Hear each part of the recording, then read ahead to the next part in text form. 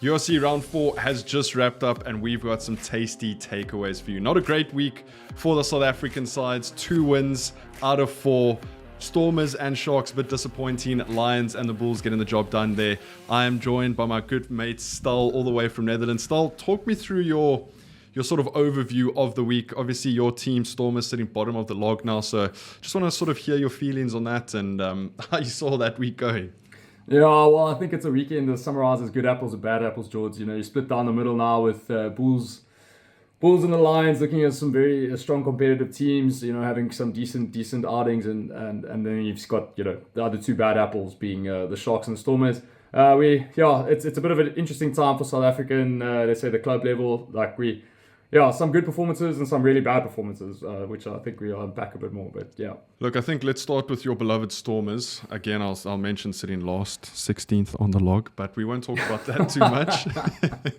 A 38-7 loss to Edinburgh, who the Lions ran absolute circles around last weekend.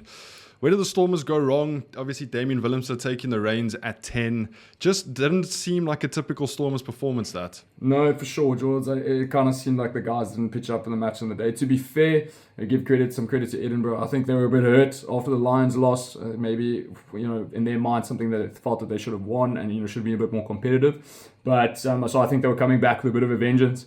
And they definitely made us feel it as a Stormers supporter. And looking at the stats, where I think the game was lost, just 39% possession for the Stormers and 38% territory. So I mean, if you don't have the ball, if you're not in the enemy half, you're not going to get tries. And I think that kind of speaks volumes to what Edinburgh did to keep them out. So yeah. I don't know if it was. It wasn't all Edinburgh that sort of kept the ball from them. I mean, the Stormers conceded 14, 15 penalties in that game. Their own discipline really putting them on the back foot, not being able to get their hands on the ball, spend most of their time in their 22 and their half. So Stormers have a lot of work to do, and I mean, they come back now to Cape Town and they got Munster and the Glasgow Warriors, 2 recent champions of the URC, so the fixtures definitely don't get easier.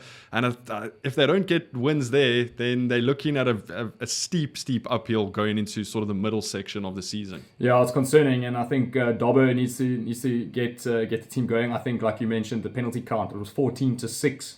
So 14 penalties against the Stormers, 6 to Edinburgh. And I think when you discipline possession and territory, I mean, those are real things that the coaching staff need to pay attention on and see where the Stormers went wrong, you know, because I think those are coachable fixes there, for sure. And there's been this big conversation of who plays 10 for the Stormers. Marnie, Sasha, Damien. How does that sort of fit together? And I mean, after watching Damien Willemse at 10, Warrigaland at 15, what do you think? Who's your starting 10 sort of going forward when everyone's available?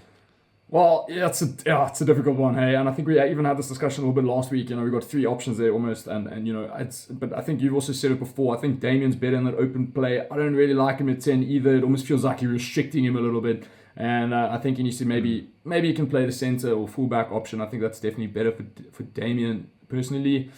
Sasha, I'd like to see Sasha at 10, but you know, Marnie's also there. It's difficult, man. But I definitely don't think Damien should be in that jersey. I think that's for sure. So lots of work to do for the Stormers. We then go over to the Sharks.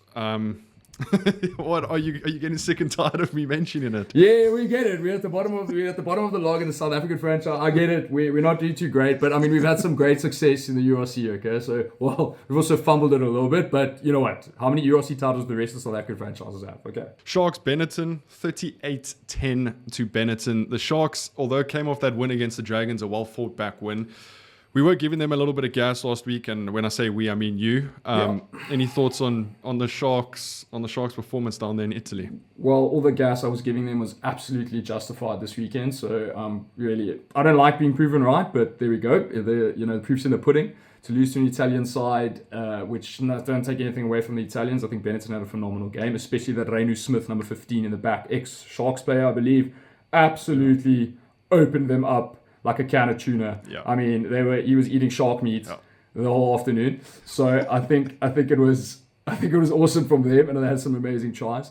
The Sharks, for me, once again, piss poor. I stand by what I said last week. You know what? Springboks will know. There are still some very experienced people and some good players in this team that we know can do better. And the reason why we give them so much gas is because we expect more from them. And I think that's the biggest thing. And that's why it's so frustrating watching the Sharks team, getting 5 tries against him from Benetton and 1 try for themselves. In addition, add salt to the wounds the Sharks had 61% possession and 65% of the territory. So they're sitting in the opposition, they've got the ball, and they can't execute. It's like they're getting stage fright. I don't know what their problem is. They've got such great, flair and strength in the back line, and they can't get over the game line. They can't get over the try line. So, I mean, that's real red flags for me, and really, again, very disappointed with the Sharks. Yeah, definitely a finishing problem there for the Sharks in that Benetton game. I watched the game. The momentum was with them for the majority of the game. Then Benetton would just, like you say, open them up after one or two phases. Reno Smith was absolutely electric, phenomenal, maybe getting some revenge on his former club. But the Sharks as well, I mean, the same as the Stormers, they got Munster and Glasgow coming up. They obviously have some very, very good rugby players in the flanks sort of waiting to come on. I think, it's a 10 to 12 Springboks that are patiently waiting down there in Durban to sort of play for the Sharks. Can they turn this around in the next couple of weeks? I mean, they have to, but can they? Yeah, it's a big question, and I think I know a lot of people last week when we were giving the Sharks some gas, they were saying that when the Boks come back, it's going to be a different team and all this kind of stuff. But to be fair, last season when we were playing our Boks within the Sharks team, there was still a lot of them were in the team. Sia, Irvin, all these guys were playing, and it wasn't like they were pulling off miracles. And I think what the wrong thing would be is now you get the entire Springbok team back. Your Springbok players back, and you just immediately put them into the team. I don't think that's the right way to do it. I think that'll actually put the Sharks backward. I think they need to slowly integrate back into the setup and then hopefully turn it around. But it's going to be a difficult one, and they definitely have a lot of work to do. No, I agree with you. They definitely can't make wholesale changes. They still need to keep some sort of a pecking order culture, work rate type of thing within the Sharks. So it's going to be very interesting to see how they sort of bring back those big guns and who plays and how they rotate them. But the Sharks and the Stormers, massive, massive work to do over the next couple of weeks. Then from the bottom of the table, we move all the way to the top of the table. And the Bulls and Lions are sitting third and fourth, 3 from 3 wins. The Bulls were absolutely phenomenal in that first half against the Ospreys, just absolutely opening them up. And your boy, Willie Leroux, man of the match. This is what I've been trying to say to South Africa and to all your viewers. It's Willie is the GOAT, guys. Like, you don't put enough respect on his name. Everyone likes to give Willie a hard time, but don't be so rough on Willie, okay? He still got it, all right? I promise you. With his cross kick, I think was awesome. His little assist and the stuff he does off the ball that, it's not necessarily getting the glory, but it's that vision of Willie that, it's that experience that really it makes him so crucial to a Bulls team or a Springbok setup. So I'm very proud of my boy Willie, and I think it was awesome and an absolutely incredible performance by the Bulls, matching a bit of physicality and like some absolute flair in the back line. So yeah, it was great. Yeah, definitely a game of two halves, and I think that's what made it even more impressive for the Bulls. They ran away with it in the first half, then they picked up a red card and I think 2 yellow cards in the second half, and they still managed to defend the game with 13, 12, sometimes even 11 men on the pitch with injuries. David Creel out with a red card. He's going to be out for a couple of weeks. Ulrich Loh, HIA. Gerrit Steenkamp. So some big losses there, but still men in the camp to fill those boots. And Pilo Gumede, Cameron Hanekom's obviously going to continue to play some good rugby for the Bulls. But I think that's the difference that the Bulls have at the moment, which the Sharks and the Stormers probably also have a little bit of. Sharks more than the Stormers, but it's that depth. And I think the Lions have been playing phenomenal rugby for the last sort of 3 weeks. 3 wins from 3, beating the Dragons away from home, 23-19. But that's my big question of the Lions. Can they do this for 18 game weeks? When a guy start getting injured, when guys start, getting a couple of cards, do they have that depth to sort of carry on this momentum that they've started to build?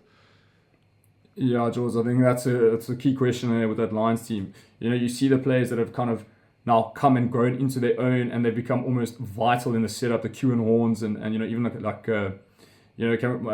Morne van der Berg, and So I mean, there's some real key crucial elements there to that team. And my concern is that it's become a bit like a glass house. 1 or 2 of those guys get injured, and then that whole Lions team crumbles around them, because I mean they've been like the defining factor, I think, in really getting this Lions team to where they are now.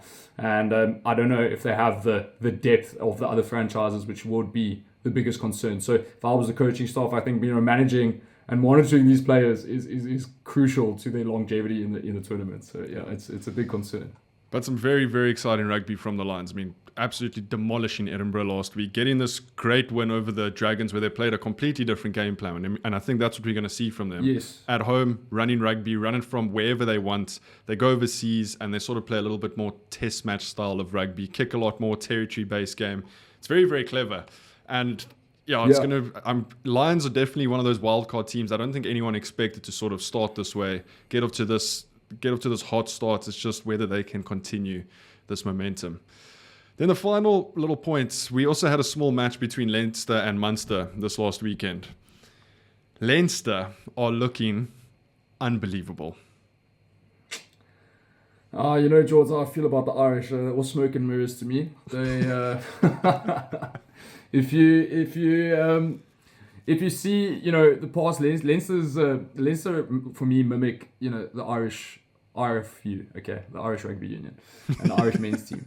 They mimic them in the sense that, all right, we build up all this hype and it's all Leinster or it's all Ireland and they're amazing and they're incredible and whatever. And then we get into knockout rugby and then, it fades very quickly. They can be dominating for a whole season or for whatever and everyone's like, wow, these guys are the best. And undoubtedly, Leinster is one of the top franchises and we know they're a really good team. But what happens?